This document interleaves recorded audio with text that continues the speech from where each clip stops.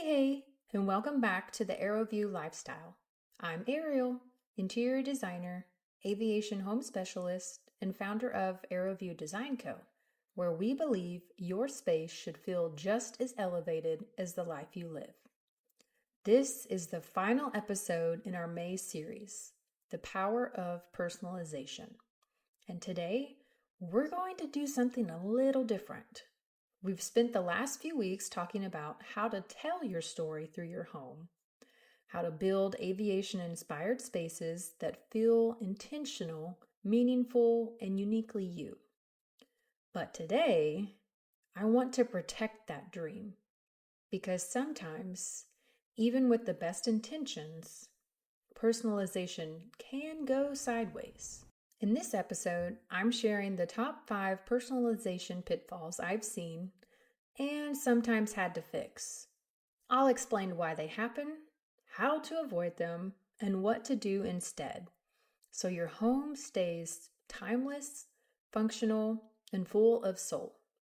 So whether you're planning a custom build, remodeling your dream hangar home, or just refreshing a few rooms, this is the episode you can't skip. Let's get into it. Let me start by saying I love personalization. I've built my entire design philosophy around it. But I've also seen it turn into clutter, chaos, and costly regrets. Why? Because people confuse personal with literal.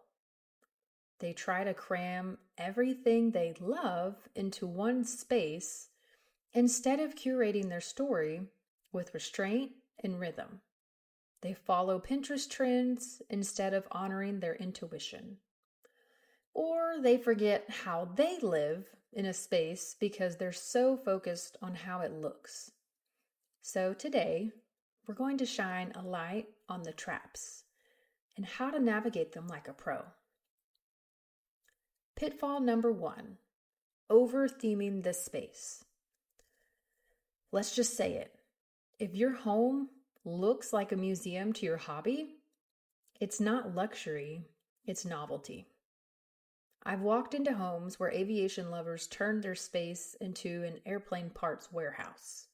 Propellers on every wall, airplane wallpaper in every room, runway decals on the floor, yoke handles on the doors. Listen, I love passion. But if you're designing with a theme instead of a vision, your space is going to feel more like an attraction than a home. Here's what you can do instead. Choose 1 to 2 aviation-inspired features that are meaningful, like a flight path etched into your flooring or a reclaimed metal range hood. Think artful nods, not loud statements. Focus on story, not stuff. Subtle sophistication over obvious repetition. Pitfall number 2, prioritizing style over function. This one hurts to admit, but I've been called in to fix this more times than I can count. Someone gets excited about a certain look, arched hallways, floating vanities, wide open layouts, but forgets to consider how they actually live. They choose a stunning stone that stains instantly. They place the laundry room on the opposite side of where they change clothes. They install open shelves but don't want to dust. Function is not the enemy of beauty. In fact, function is beauty because nothing is more luxurious than a home that works effortlessly. Here's what you can do instead. Think about your daily rituals first. How you get ready, how you relax, how you recharge. Plan your layout and materials around your real life, not just the magazine spread. Customize your storage, lighting, and floor plan to fit you. Design follows lifestyle, not the other way around. Pitfall number 3, getting caught in trend traps. This one's tough because trends can be beautiful. I get it. You see a color on Instagram and think, oh, that's it. 6 months later, it's everywhere. And now your custom cabinets feel outdated. Trends are like runway fashion. They inspire, but they don't always translate long term. I once had a client who wanted color-drenched everything. Ceilings, walls, trim, furniture. We went bold, and 3 months later, she told me she felt like she was living inside a highlighter. Here's what you can do instead. Use trends as accents, not foundations. Ask yourself, would I still love this 10 years from now? Choose materials, fixtures, and layouts that feel grounded, enduring, and elevated. Trendy can be tasteful, but timeless is powerful. Pitfall number 4, designing for show, not soul. This one breaks my heart. Some people build their home around what they think others will admire, what photographs well, what will wow the guests, rather than what actually feels nurturing to them. And then what happens? They don't use half the space. They never relax. They start living for appearances instead of alignment. Your home should support your nervous system. It should energize you in the morning and ground you at night. Here's what you can do instead. Ask, what do I need when I come home? Prioritize comfort, flow, and intimacy in your spaces, not just visual impact. Don't design to impress, design to exhale. Let your home honor your spirit, not just your status. Pitfall number 5, forgetting about long-term flexibility. Life changes, families grow, seasons shift, and your home should be able to adapt with you. I've seen clients lock themselves into layouts that only work for a year or two, and then they feel stuck when their lifestyle evolves. Here's what you can do instead. Think about how each room could serve multiple purposes over time. Incorporate flexible design elements, sliding panels, modular storage, multifunctional spaces. Build in quiet zones that can become guest rooms, hobby rooms, or offices as needed. Your story will grow, designed to grow with it.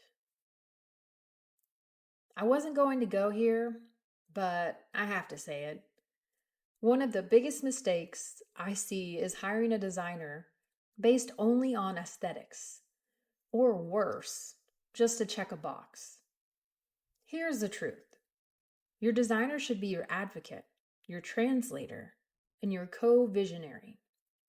You don't need someone who only makes things pretty.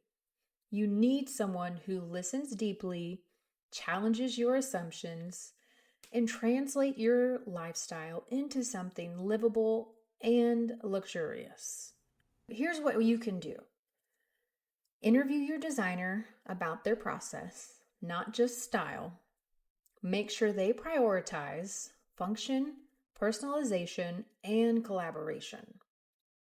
Also, don't be afraid to ask, how will you help me avoid regret? The right guide elevates everything. Let me be honest. Early in my career, I made a mistake on a remodel. The client loved vintage aviation, and I leaned too far in. We had wingtip shelves, compass-themed flooring, and a flight log backsplash in the kitchen. And when it was done, he said, It's cool, but it doesn't feel like home. That's when I realized passion is part of the story, but it shouldn't overwhelm the story. We pulled back, swapped out a few elements, added texture, space, stillness. And by the time we finished, he said something I'll never forget. Now it feels like a home where a pilot lives, not a home about a pilot. That distinction changed everything for me. Here are a few journal prompts to help you personalize with purpose and avoid these pitfalls. Number 1, what part of my story deserves to be whispered, not shouted, in my home? Number 2, what emotion do I want each room to evoke? Number 3, what routines and rituals should my home support better? Number 4, where do I want to feel bold? And where do I need calm? Number 5, what design decision am I making for others that I need to reclaim for myself? Take 10 minutes and explore those. Your clarity will save you so much time and so many missteps. As we wrap up this month of the power of personalization, I want to remind you of this. Personalization isn't about proving who you are, it's about coming home to who you are, visually, emotionally, and functionally. If you're planning a renovation, building new, or just tired of living in a home that feels disconnected from your story, I'm here. This is what I do every day, and I'd be honored to guide you through it.